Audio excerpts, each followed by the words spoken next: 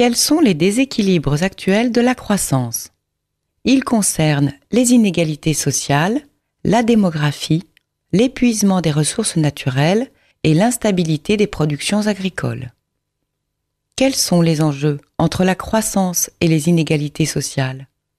Les inégalités sociales, qui portent sur les différences de revenus, d'éducation, de santé, de logement ou encore d'emploi, peuvent-elles être réduites par la croissance économique?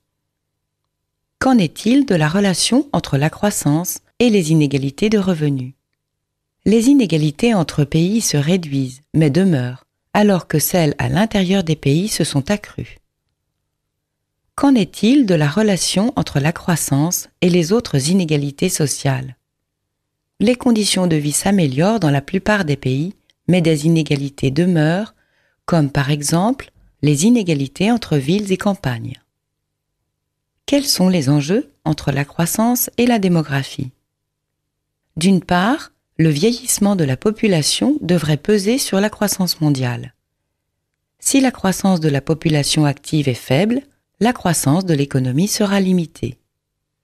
D'autre part, une forte croissance démographique freine le développement, d'où la nécessité pour les pays en développement de la réduire avec la diminution du taux de natalité.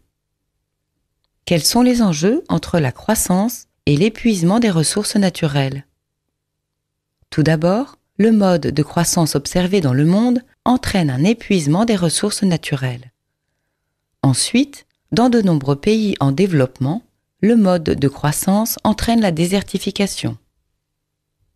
Quels sont les enjeux entre la croissance et l'instabilité des productions agricoles? L'instabilité des productions agricoles entraîne l'instabilité des prix avec des conséquences économiques et sociales négatives.